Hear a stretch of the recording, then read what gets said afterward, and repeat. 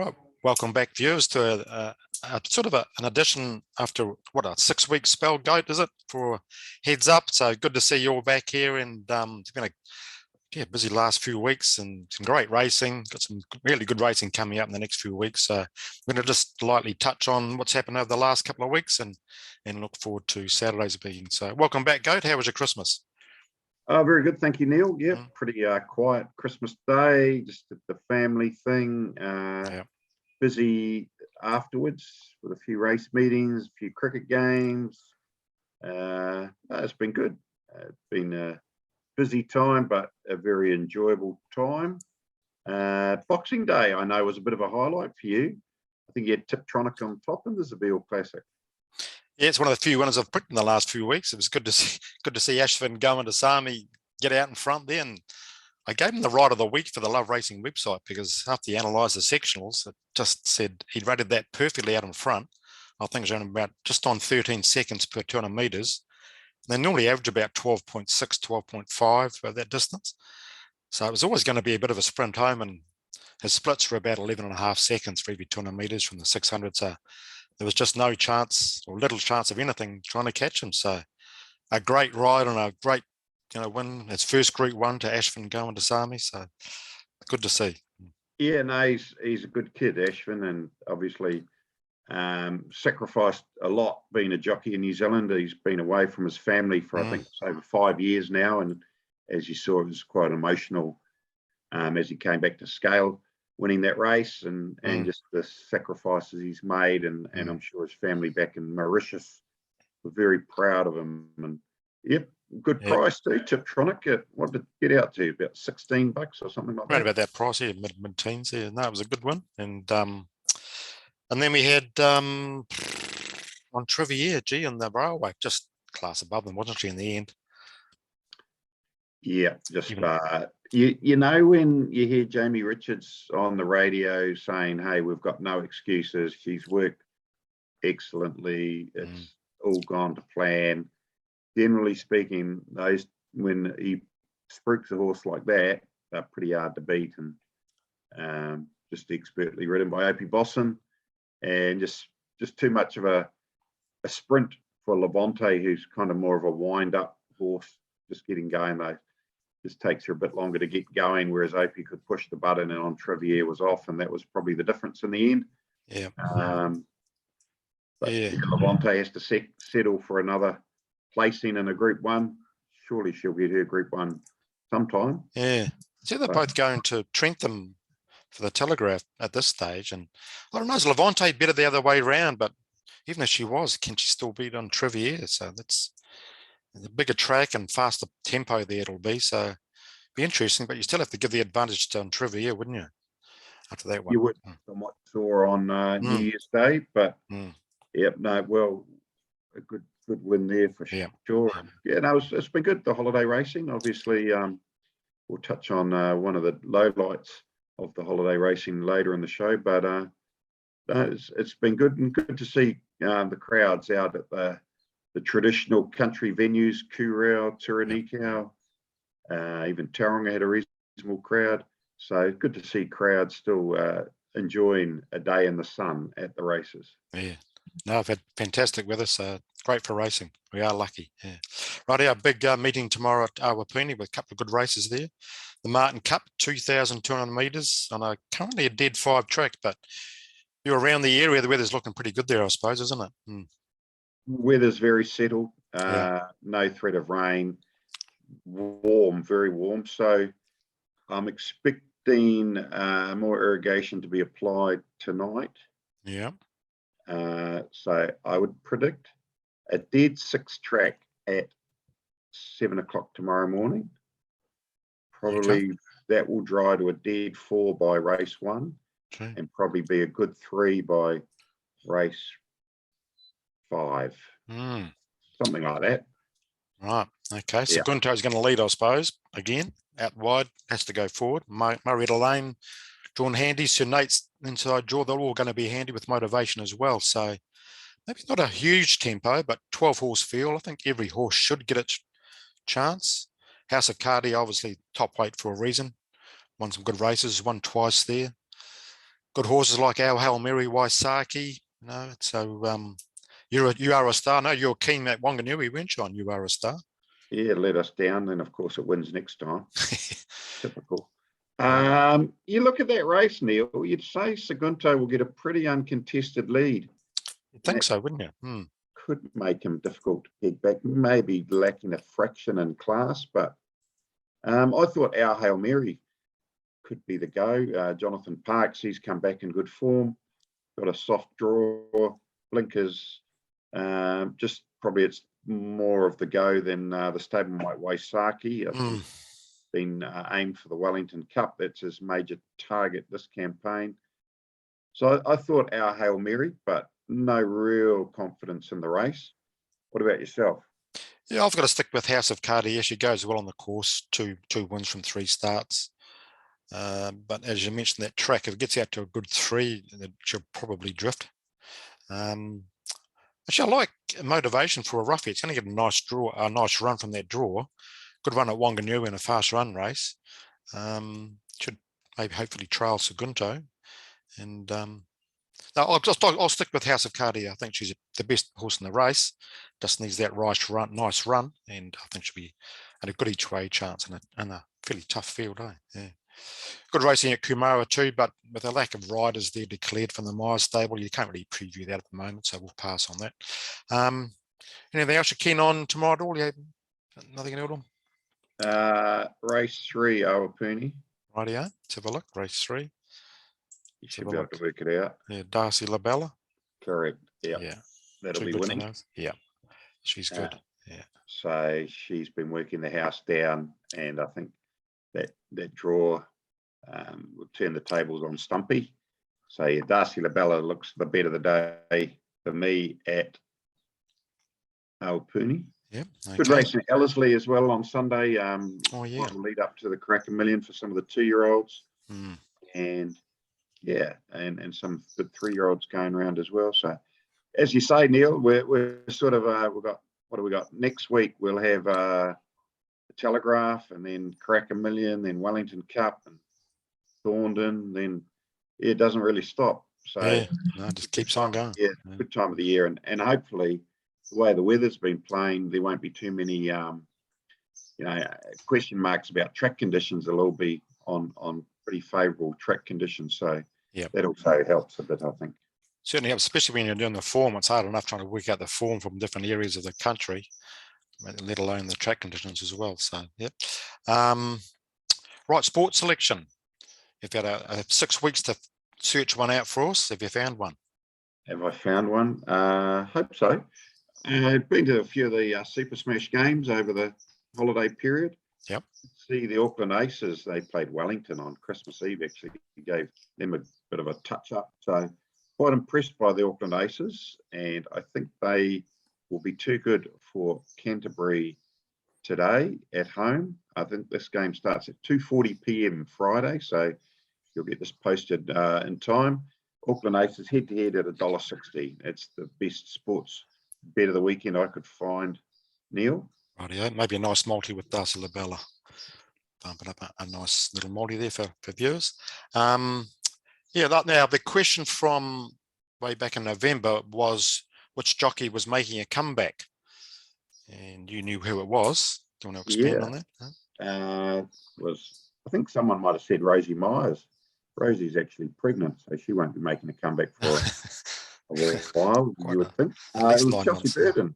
Chelsea, she's appeared on the show before, and she's been back. I don't think she had a winner yet, but she's had a second at least, and she's not far away from getting back on the winning wagon. So how many people were smart enough to know that answer, Neil? Let's grab my diary. 3 people got it right. It's a tricky question, so well done to those 3 people. It's only a 3-dog race. Well, we'll go with first cab off the ranks, and it was a tricky question. Number 1. Number 1, okay. Aaron, well done, Aaron. Big tick. I'll post your bet up by noon tomorrow on Saturday. Should we make it an easier question this week? Yeah, may as well. I was looking through the Jockeys Premiership, actually, and interesting stats there with the top 10. Nat, I won't mention much more, but the simple question is, which rider out of the top 10 as it stands today, Friday, so I probably need to work this out today, has the best strike rate. I can't see it changing between now and Monday, probably. Which jockey in the top 10 has the best strike rate for in the New Zealand Premiership at the moment? 027 352 6402 or formpro@formpro.co.nz. Make it by Monday night, and you get in for that multi for next week. Right now. Right, now we're going to do the highlights and lowlights before Christmas, but Christmas came along and it's gone now, so we thought we'd do it now. So we'll go one each. What's the first highlight from last year that you've got written down there? Well, mine are probably a little bit biased, to be fair, Neil. That's okay. But you can probably, one of my highlights, you can actually see behind me, that horse in the white colours with a bit of the old black, the old BGP colours. Gerda winning at Hawke's Bay in the last race. Yep. I think it was July the 3rd from memory. Jonathan Riddell getting Gerda up in that last stride, and it kept a very good day, just quietly. Very enjoyable. Yeah, very hard to forget those days when you got the money on. Maybe multi or two. No, it was great. Yeah, that was a good one. I remember watching that race. It was terrific. Highlight for me was the earliest one, or latest one has been Ashvin going to Sami on Tiptronic, just to see that delight of a guy getting his first Group 1 and helps him, like I say, when you got some money on.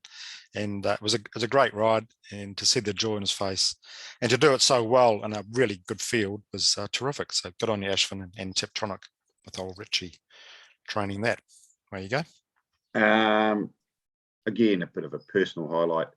Syndicating a horse is always a bit of a risk. You kind of encourage people to get involved in horse ownership, and you don't really know what you're going to get. And we syndicated a horse, 31 people, I think, including your good self, Neil, into this horse. And the trainer decides to line it up first up in a listed race, track type race, sort of no,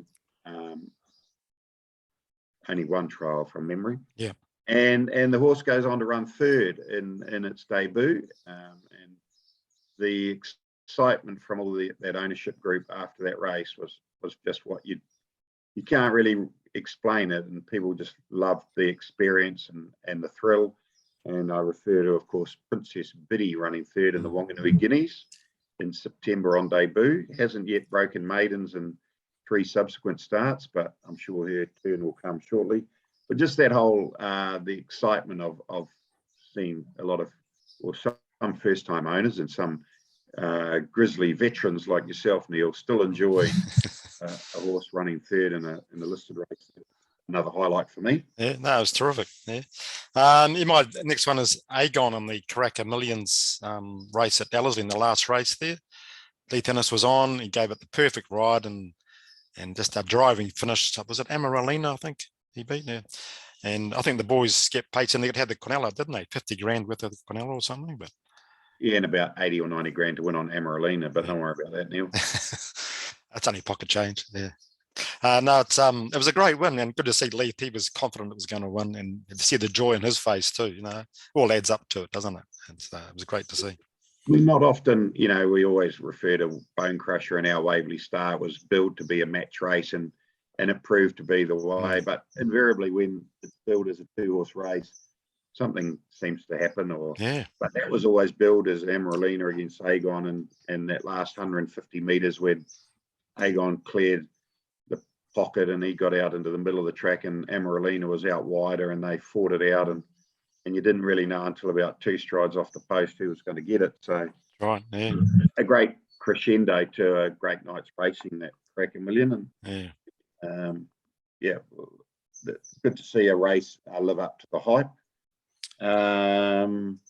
My next one, again, was more just the day and the atmosphere and the camaraderie. It's a great thing, the New Zealand Punter of the Year competition. If you haven't been, put it on your bucket list. Hawke's Bay, last day of the carnival in October, Livermore Day.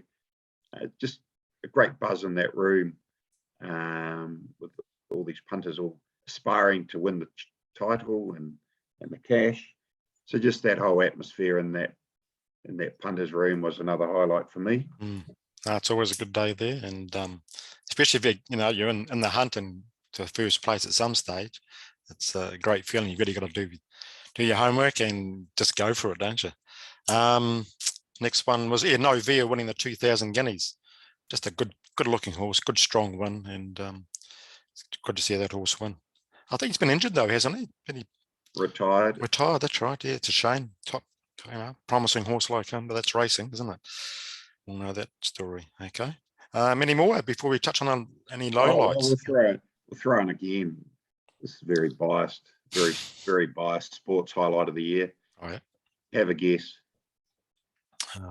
The league? No, the league. No, Taranaki going Oh, up. of course, Taranaki. 10 in a row, wasn't it? Yep, 10 in a row. So that was nice. Obviously didn't mean much because they don't get promoted. That's okay. It's still good to see them win 10 in a row after a couple of very subpar seasons. So that was promising. Now, before just speaking of that L word, answer me this question, Neil. I want a yes or a no answer. Yeah. Will the Warriors make the top 8 this year? Yes. Some good changes. Oh, okay. Keep the top 8, possibly. Yes. I'll say yes. Yeah. All right. I'll play this back this time next year. Sure, brother Mark is agreeing with you as we speak. Yeah. So I'll say no. Yeah. One of us will be right. I'll be the more than likely you. Yeah. A few other I guess highlights, probably more bouquets of late. The TAB doing the bonus back up to $50 a race now, and for some of the major meetings on every race. So just spreading the net a bit wider and a bit more dollars can be flowing back in the form of bonus bets if your horse runs second or third or fourth. Yeah, no, it's an excellent plus. Only thing you got to be careful of is if you're going to take a multi, make sure you put the first bet on singly on that early race if you're betting up to a $50 multi, and then just plonk it on the next horse or next horses later. So you got the chance of getting your bonus bet money back. No, TAB side actually has improved from what it used to be. It's definitely improved. There's still things they've got to do, but they're working on them. Low lights would have to be. We're sort of in the 6-week period. I think we're going to cover off the 2 lowlights. In that period, I'll start with the Trentham abandonment on Captain Cook Stakes Day. Very disappointing. Should have been avoided, in my opinion. But let's hope the industry does learn. And I think there are protocols and processes being put in place following that to ensure that shouldn't happen again. But that was very frustrating. Yeah. No, it was, but when you're dealing with nature day in, day out, it's not a perfect science, is it? So but if you can get those protocols in place, so you cut out the possibility of it happening. It may still happen, but if you do that and it still happens, well, at least you've done your best, haven't you? It's silly doing the same thing incorrectly all the time and getting the same result. Low light had to be, of course, Gold Watch breaking its leg in the straight in the big race at Ellerslie the other day. Just really sad to see. Cliff Goss, that's what got him up in the morning. Really sad to see. So it was a terrific horse, and he was talking before the cock. They'd gone to the Cox Plate at some stage, and it was really sad to see. But as we know, and he knows, it's all part of racing. Hopefully, and thankfully, it doesn't happen that very often either. So Cliff's got 2 horses, I think, in work or under his care. So I think he's a pretty resilient chap. His wife passed away a few years ago, and he's carried on since then. So I think he'll be okay. But very, very must be the whole what ifs, what could have happened. What races it could have won. But it was untapped, and it was one of the great stories of racing. A 90-year-old trainer with arguably one of the best horses in the country. It's a fairy tale story, but quite have the fairy tale ending. Yeah. Another thing too that was sort of sad to see was Samantha Collett go overseas to Australia. Now, she was always nice to talk to at the track and always a positive, happy face. Good to have her around the track. I see she's had a couple of winners over there in Queensland, so might take a while before she establishes herself, but we know No, she's got the talent. I haven't looked, but I'd say she's had probably 12 or 15 winners. Has she? Yeah, I'd say Oh. she had a treble one day, double the other day. Oh, sure. But yeah, echo your sentiments around her vibrant personality, a very obliging, friendly demeanor, and just a good chick. And yeah, we miss in the jockey ranks here. I'm sure we miss her, and she was our representative for the Jockeys Association up north. So yeah, she is a great loss, but I'm sure she's enjoying that Queensland sunshine and the lack of travelling that they have to do. If you're based in Brisbane, I think it's only really about an hour to an hour and a half away as your furthest meeting, whereas, you know, the amount of driving that jockeys have to do in New Zealand, pretty crazy, really. Crazy and dangerous, but you must be tired after, you know, fasting and not eating well and riding and dehydration. It's a dangerous occupation in between races, isn't it? So it's amazing it doesn't happen more often, actually. Excellence. But no, I had a look in the Queensland Premiership table, and she was down for 2 winners at this stage, but obviously she has ridden a lot more. Yeah. Maybe that's Metro. Oh, it could be too. Yeah, rather than provincial. Yeah. Find.